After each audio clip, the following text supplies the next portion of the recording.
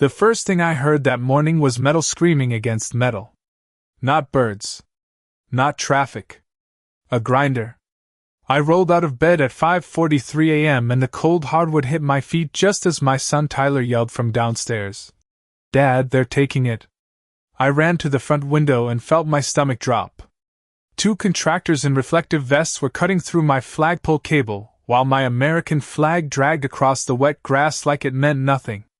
The smell of gasoline and fresh-cut aluminum filled the air. And standing beside a white golf cart with a clipboard tucked against her chest was Rebecca Whitmore, president of the HOA, watching it happen like she was inspecting landscaping work. "Community violation removal," she said before I even opened the door. Then one of the contractors yanked harder, and my father's old Marine Corps flag clip snapped loose and hit the driveway with a sharp crack. That's when 3 different porch lights turned on across the street at the exact same time. Rebecca slid a laminated notice against my chest while the grinder sparks bounced across my driveway. Unauthorized exterior structure. Hazard to community aesthetics. Fine schedule attached. I recognized the tone immediately because I had heard it overseas from officers who like paperwork more than people. Tyler bent down to grab the fallen brass clip before it rolled into the gutter. My father carried that clip through 2 deployments before cancer took him 6 years ago. I mounted it on that flagpole the same weekend we buried him. The contractors kept working while Rebecca filmed everything on her phone for the neighborhood app. Then one of them stopped suddenly and pointed at the base of the pole. Bolted into the concrete was a small bronze plaque they had not noticed before. United States Marine Corps Memorial Property. Donated by veterans of Pine Ridge County. Rebecca's smile disappeared for half a second before she told them to keep cutting anyway. Then a truck door slammed behind her.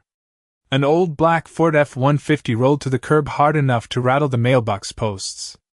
The driver stepped out wearing a faded Vietnam veteran cap and carrying a folded county survey tube.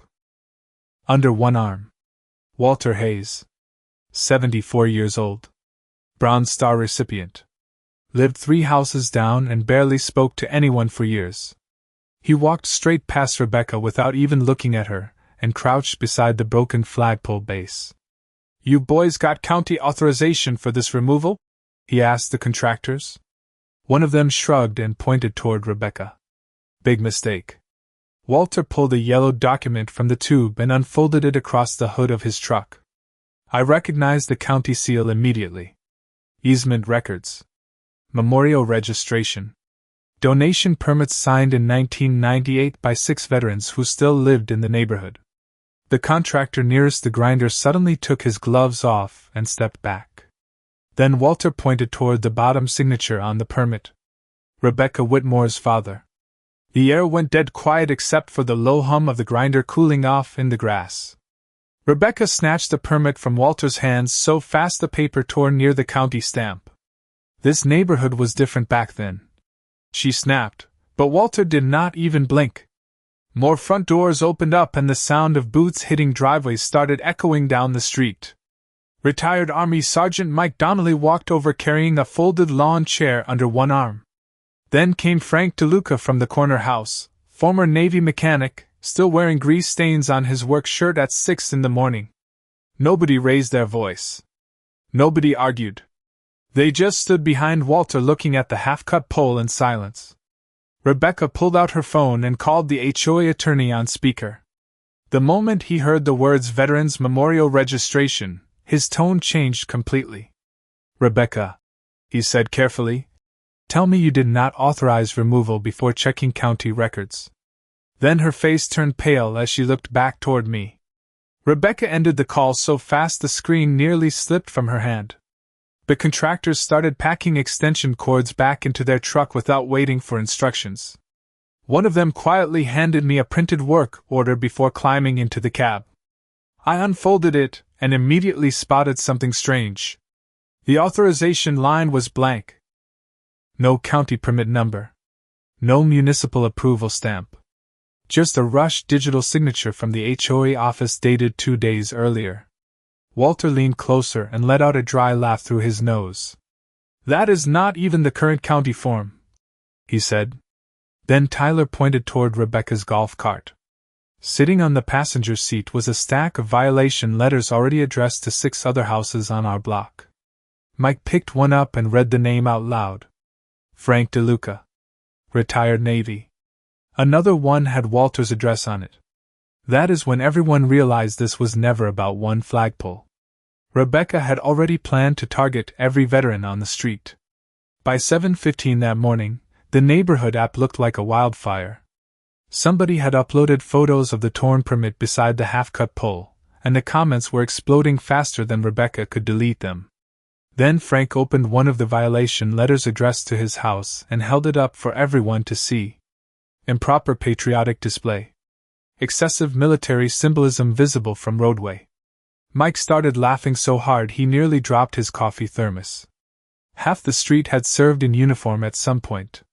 Rebecca had accidentally declared war on the wrong cul-de-sac. A white county SUV pulled up 20 minutes later, gravel crunching under the tires. Code Enforcement Officer Linda Carver stepped out carrying a tablet and a thick binder full of permit records. Rebecca immediately walked toward her smiling like they were friends. But Linda ignored her completely and went straight to the damaged base of the pole. Then she looked down at the cut marks and said 6 words that made Rebecca stop cold. Who authorized destruction of county property? Rebecca tried blaming the contractors first, then the management company, then claimed the memorial registration must have expired years ago. Linda did not even argue. She simply opened the county database on her tablet and rotated the screen toward everyone standing there. Active protected landmark designation. Renewed 11 months earlier. Signed by Rebecca herself as acting HOA president during a neighborhood tax review. Walter let out one sharp laugh when she saw her own signature glowing back at her. Then Linda dropped the second bomb. The HOA had also filed 3 unapproved complaints against veteran memorial displays across Pine Ridge County in the last 6 months. Same wording. Same office. Same digital account. Rebecca's face tightened as more residents stepped out onto their lawns holding phones up at chest level recording everything. Then Tyler pointed toward the street behind us. Another pickup truck had just arrived carrying a brand new 30-foot flagpole strapped across the bed. The second truck belonged to Hank Morrison, retired Air Force crew chief and owner of the local fencing company outside town. He climbed out wearing work gloves and nodded once toward the damaged base in my yard. Figured you boys might need proper equipment, he said. The new pole sliding off his trailer was twice as thick as the old one, polished aluminum catching the morning sun hard enough to reflect across the windows nearby. Rebecca immediately objected, claiming HOA installation restrictions, but Linda cut her off before she finished the sentence. You currently have no enforcement authority pending county review. That one line hit harder than anything else that morning. Neighbors started dragging ladders and extension cords out of garages without even discussing it. Somebody brought coffee. Somebody else brought concrete mix. Then Tyler walked over carrying the folded flag against his chest while Walter carefully handed him a pair of white gloves from his jacket pocket. And that was when the local news van pulled into the subdivision. By noon, the entire cul-de-sac looked different. Flags hung from porch rails, garage doors, even the back of pickup trucks lined along the curb. The sound of impact drivers and ratchets echoed through the block while Hank's crew locked the new pole into fresh concrete. Rebecca stayed near her golf cart talking frantically into her phone until 2 black SUVs from the county attorney's office rolled up beside the news van. That was when she finally stopped talking. Linda handed one investigator the fake HOA removal forms along with the invalid complaints tied to Rebecca's account. Then Walter quietly walked Tyler toward the new pole carrying the folded flag between them. Every veteran on the street straightened at the exact same moment. No speeches. No shouting.